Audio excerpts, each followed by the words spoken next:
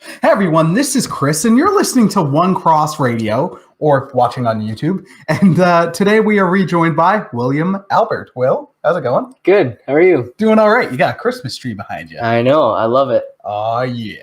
Jill and I are excited. I was saying to Will, and I don't know why I'm going to show, but it was funny for me. When I was editing our last part one, I found when I typed William, I was good. It was Willaim Albert. But as soon as I started typing Will, it automatically became Arnett. I had to edit it like 3 times. I'm just like, oh man, don't publish it with Will Arnett. Don't publish. I think we even joked about that. We might have. Yeah, I think so. So today we are kind of finishing our last round, because normally there's a couple other questions, but due to time constraints, we just didn't get to them. So thank you for coming back before we do dinner. Oh, shoot. I can't remember how long the chicken's been in. Let's say you got here, like 10 minutes ago? Yeah. All right, so it's been in about 10 minutes. All right, it'll be fine. So, because we're professionals and ready. Oh my gosh, I had it ready, open, and it's gone. Wow. Yeah, seriously. Wow. So, Will, my good man, last time where we ended off, we were talking about some of the differences in the church culture between Canada and the U.S. Yeah. What do you feel is a difficulty faced by the church today? I think I've thought a lot about this, and I've also talked a lot about this with people that I know. And I mean, my frame of reference is going to be tailored more towards a Western perspective, as versus different parts of the world. But to answer your question more directly, probably some things that I find difficult in the West, especially with the church, is just kind of how we have so much in our culture that praises like autonomy, consumerism, self-sufficiency, kind of this business model of like success and just becoming successful and wealthy. And while those may be good things, those aren't inherently bad things in and of themselves. It's more so the desire behind those things. And it more so becomes a problem when you look at what Christ calls us to. And, a lot of those principles are actually counter what Christ preaches as far as, like we wouldn't find Jesus on the cover of Fortune 500. Right. and also just, I mean, there's a lot of things that Jesus kind of teaches against that our culture praises. And so they're kind of in constant tension. Yeah. It's kind of, the greatest commandment is love your God, and then love your neighbor as yourself. But I mean, we live in such an autonomous culture where like, I can't think of too many neighbors that get together on a regular basis, in our modern world, it's kind of, it's kind of closed doors after you get home from work, and, you kind of stay indoors. You may say a hi and bye as you pass by, but you wouldn't get together and gather and sit down. And so just kind of this individualistic lifestyle. It's so I think breaking the mold with that and breaking the I guess what culture praises as kind of success, or what culture values, kind of redefining that with a biblical worldview and a biblical framework. I think that's a challenge for us in the West, for sure. Yeah. And I found it interesting as you're talking about the neighbor thing, because like the blessing, and you could debate curse of the internet and the advancement of some phones, where phones aren't phones anymore. They're like mini computers. Right. I do miss having just a phone. Right. Although then I wouldn't be able to watch Netflix on the way to the Power Rangers on the way to work. So, but yeah, you're right. Where your next door neighbors, you say hi and bye to, where neighbor is now your friend who you chat with online, or your old friends from Toronto or the States or whatever. Yeah. And that's who you treat the most neighborly, but they're not in your immediate area, and that's something. Yeah, it's interesting how technology has bridged the gap. So we're able to communicate with people in various different parts of the world, which is actually an amazing thing. Yeah. But then it also removes that human connection, that face-to-face connection. Yeah. Which maybe I think is a little bit more at what Christ is getting at when, he speaks into some of these issues. It's more in a context of entering people's homes, entering people's lives, being a part of their everyday life, as opposed to maybe just talking to them behind a computer. Yeah. As good as many benefits as that provides, I think there is still a disconnect there. Well, it's almost like when the church take care of my people, spread the word amongst the nations, where it's all this money to missions, and missions are great, but then what about the immediate neighborhood? Like, thankfully, I'm noticing more and more, and St. Clair's does a great job of that, whereas it's a both and. It's not either or, but at other times churches have made it an either or, where it's like, well, the word mission, so we're going. It's like, yeah, but y'all know you got a lot of homeless people in this neighborhood, right? Like, I agree. I think it's a both and. I think it's understanding that missions can happen essentially anywhere, right? Like when we look at the Great Commission that Jesus says, he says, go and make disciples of all nations to the end of the earth, to Judea, Samaria, right? So to all the different places that would have been far. But when you look at the original language, the verb make disciples is actually the command. So Jesus calls us to make disciples first, which is the priority. And I'm not saying that to discredit traveling overseas or missions, because I see that as a very important part of the Great Commission. But the emphasis that I notice in the Greek is making disciples, and that should be our priority. So if you feel the sense that you need to make disciples overseas, then that's what you should do. But also, if you feel that you need to make disciples right in your local neighborhood, you need to do that also. I think it's like you said, it's a both and.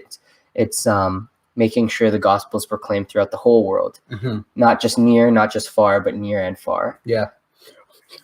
Sorry, as you said near and far, I'm like, and wherever you are, my heart will go on, because that song's awesome. Yes. All the sidetracks, sir. So my next question for you, my good man, is what has been your biggest struggle as a person in church ministry? Where do I begin? No, I'm just kidding. I think... Hey, you didn't answer them flawless. Otherwise, I would be like, that's the problem. Yeah, I think one of the things that I'm personally wrestling with now is, and this is something we've been talking about in a group that that I've been attending at St. Clair called Huddles, where they're kind of a little bit more intentional discipleship training. And it's funny because whenever you step into ministry and into roles that require you to take on more responsibility, you can feel your insecurities being challenged or things or areas where you feel unconfident. And so I think in that sense, that can be a major challenge, because it can be easy to shy away from those things, especially when, you're trying to grow and you're trying to step into who you're meant to be, who you're called to be, where you feel like God has gifted you and growing in those giftings. I feel like that can be very uncomfortable if you're not really secure in your identity, right? Because a lot of that, I feel like, is tied to your identity, your self-worth, your value. So if you feel like you're not doing a good job, you feel like you're a bad person, or you're a bad Christian, or you're a bad, and it can become very much like, self-loathing, self-deprecating, and it's easy to kind of get on that mindset. So kind of just reminding yourself that the Lord does the work through you, and you are the vessel, and you still prepare and you still try your very hardest, but it also takes the pressure off knowing that God does the work for you. And it's not up to you to be perfect perfect in order for his gospel to be proclaimed and the good news to be spread. Because if it was about being perfect, then none of us would have a chance, right? So, well, and then with that, it also, when you're getting defensive and it's all tied into that, it starts to become about the show, right? Right, exactly. Like, it's not about your walk suffers because you're like, I gotta put on this suit or whatever of like, I look like I have everything together and that I have all the answers. All that, where this, I think Matt and I talked about this when he was on last year, where it's almost like the superstar pastor. Yeah. Almost where it's like, well, they're perfect and X, Y, and Z. Yet, like, yes, you're in ministry, you're called to a higher standard, but that doesn't mean absolute perfection, because you're not hitting that. None of us are going to hit that. Yeah. So I hope that can. Whoops. I hope that can be something that changes, where it's like we can be more vulnerable. Absolutely. With each other, especially pastors. Yeah, absolutely. And I think also ultimately it comes down to this is something I've thought a lot about, but our definition of success, right? Yeah. Like, is success for us gaining a massive church so that we can become the leader of this thing that we can then turn and say, look at what I've done. Look at what I've built.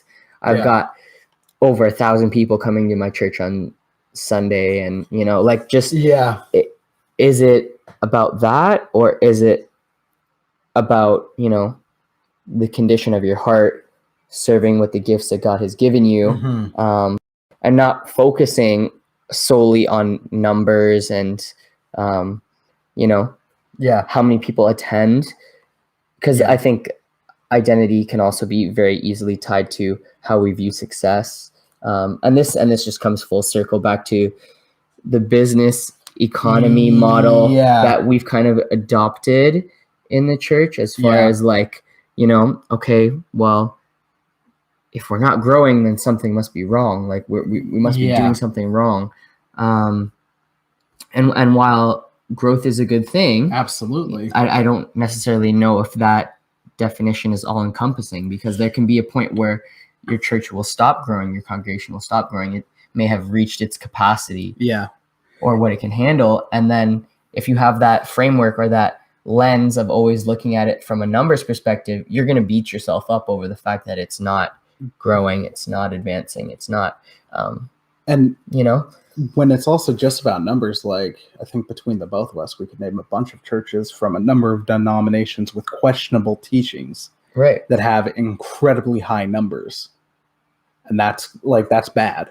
But then if it's from a numbers perspective, it's like, well, they're doing something right, let's copy that. Or no. The business model, it's weird.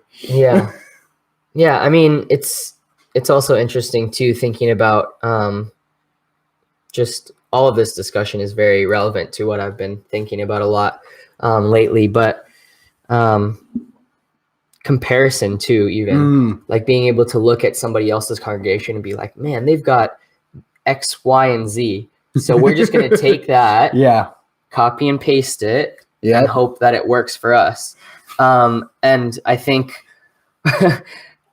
while I understand why someone wanted to do that, I think the problem with doing that is not understanding fully why they did it. So just copying and pasting it isn't necessarily going to give you the same results. On paper, it may look the same, but you may not understand why they're doing it. And I think it's important, especially to a denomination or to a congregation, to explain to them the importance of why things are done and the reasoning behind why things are done. Because I think then people get a broader sense of not only who you are, but who you like, what you stand for and what the church stands for, why things are done, and what that has to do with Christ and how he has affected our lives. A very simple example would be explaining communion and why do we take communion. That's a very simple example of, just letting people know what it represents and why it's significant, and why we participate with communion on a Sunday, why it's a sacrament, and why we view it as important. I think explaining those things often helps make things less confusing and also enriches people's understanding of Christ. Definitely. Yeah. Yeah. And I like that you said the don't copy and paste thing. And the reason I was chuckling was I immediately thought of a clip on YouTube, which if I can find it, I'll attach to this, where Matt Chandler was speaking to someone. He's like, Driscoll burst on the scene. And he was like, well, if you're doing this, you're an idiot. If you're doing this, you're an idiot. And so, he's like, suddenly I'm hearing everybody get called an idiot.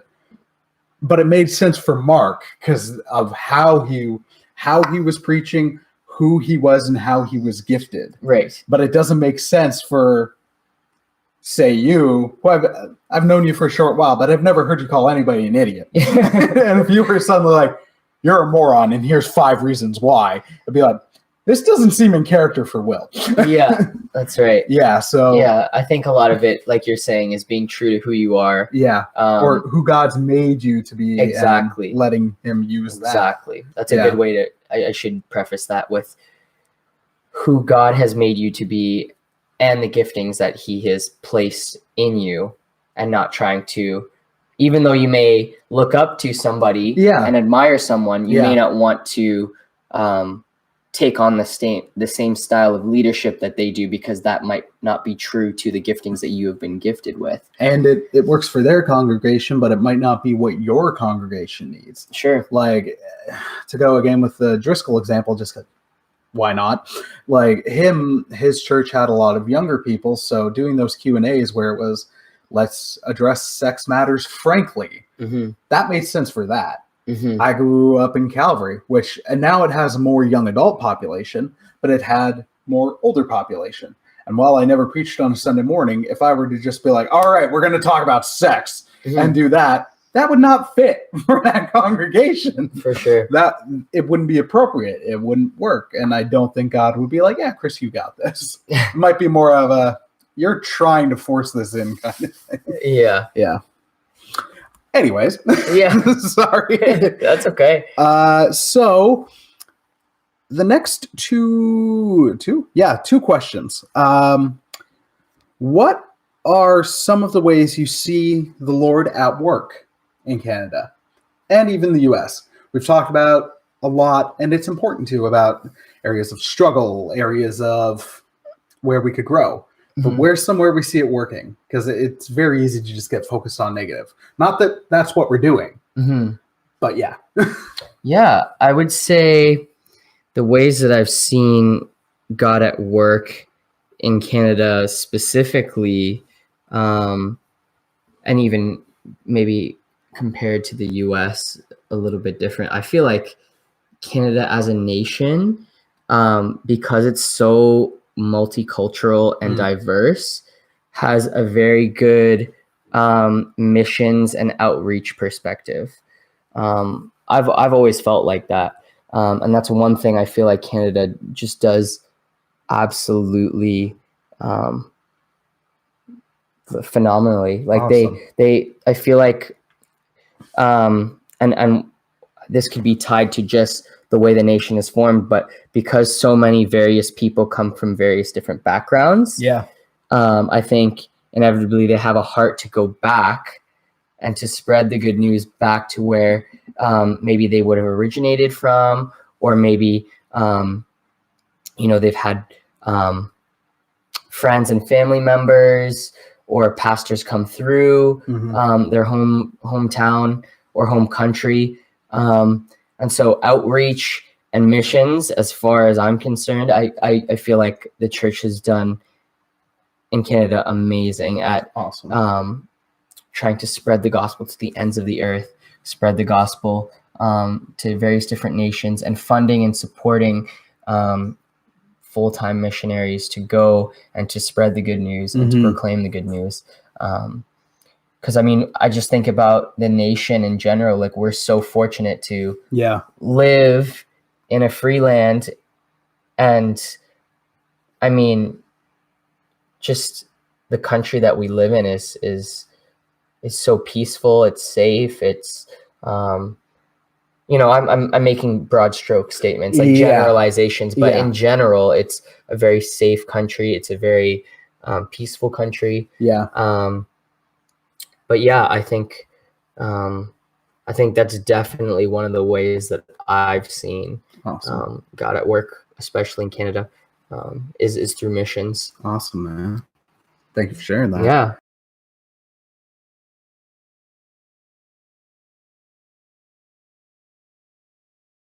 Yeah, man. So are there any particular resources, pastors, authors, musicians, anyone that you learn from that you'd like to share? Yeah.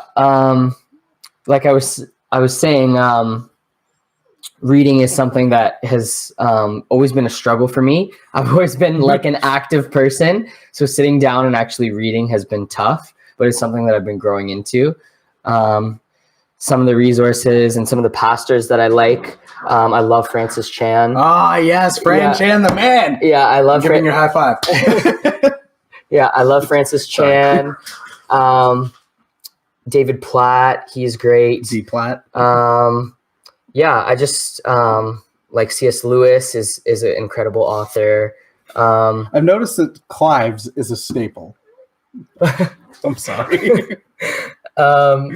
Yeah, C.S. Lewis, A.W. Tozer, A-dubs. Yeah, just a lot of different various resources. And one of the things that I've been doing lately is listening to a lot of podcasts and listening to a lot of different sermons online, because I find it's easier for me to just sit and listen and not have to actually take the time to read it through. I can just sit and listen and kind of hear what has to be said, and it's easier for me to process because as they're speaking and talking, I'm able to go, oh yeah, that's interesting, and then I can pause it and I can reflect on it or write something down if something strikes me. So yeah, I've really been finding like audiobooks, podcasts. Sorry, shameless plug. Yeah, have been just super helpful. So yeah, those are the resources that I've been using. Awesome, man. And then obviously I use Logos. So I use like commentaries, especially when I'm preparing for a sermon. We'll use like commentaries or look at the original languages and try to gain some insight that way. Awesome, man. Yeah. All right, so final question, and it is inspired by the Christmas tree right behind you. And this was not planned, so I'm putting you on the spot. What is or are some of, we'll say some of, because it's hard to narrow it down to one. Okay. But what are some of your favorite Christmas movies or Christmas specials? Okay. Oh, this is tough. Yeah, it's a good thing you clarified and said one of. Because I think there's a little bit too many to choose just one. Yeah, I think nostalgia wise, probably Home Alone. Oh man, I love Home Alone 1, but Home Alone 2 is so much better. I think there's sorry. I think there's 3 of them, isn't there? Oh, there's been like 5. Oh, has there? Three. The third got released in theaters. Okay. And it was about a completely unrelated family. Okay. And then there was 4, which was made for TV, and it was supposed to be the McAllisters again. Okay. But it wasn't Macaulay Culkin, because at that point he was like probably 15. Okay. And then you've got a home invasion story, and it's not cute or funny anymore. Oh, okay. So it was a little kid, supposed to be Kevin, a different dad. None of the original cast came back. Dad had a new wife, and it was legit a new character. And then it was Marv and not Harry, and it was Marv played by French Stewart, and it was a mess. And then there was a 5th one that just came out like 2-3 years ago that I have no idea what it's about. I just saw a spot on YouTube. I'm like, wow, they're still trying. Huh. All right. Yeah, I think so. Home Alone's got to be up there. Yeah. When I was a kid, we watched one with what is it called? I think it's called Jingle All the Way. Oh yes, with Schwarzenegger. Oh man, yes. That one is so funny. I think that's Turbo Time. Yeah, I think that one's hilarious. That one's up there. So good. I think National Lampoon's Family Christmas is a classic. Yeah. And I think probably one of the newer classics, but Elf. Yeah, I think that one gets a lot of love. Yeah, I think I like Elf with Will Ferrell. That was a really good Christmas movie. I did. not that I think it's bad or anything. It's just I guess I saw it too late or something. Yeah. I'm just like, I don't love it like all y'all love it, but right on. Cool. I think it's one of those. I may be making just a random statement, but Elf is like one of those polarizing ones. Either you love it or you don't really love it. Like, it's just kind of like there's no in between. I haven't encountered anybody who just like hates it though. Yeah, it's true. Either it's not for you or it's for you. Yeah, that's fair. That's fair. Awesome. All right. Well, Will, thank you for joining us again. Thanks for having me. No problem. We'll get you back a third time, but then we'll have a whole new set of questions. Cool. We'll get you back. And then, dear listener, I hope you enjoyed listening to and watching today's episode of One Cross Radio. And I gotta go let Luna in. You've been hearing her scratch at the door for like the past 5 minutes, so she's getting a bit antsy. Will, final thoughts? Just to put you on the spot again.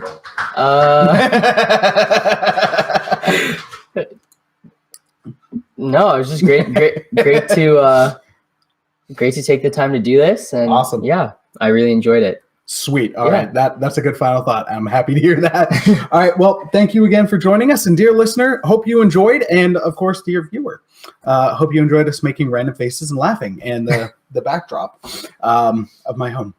Word. On that note, hope you all have a great day and God bless. Take care.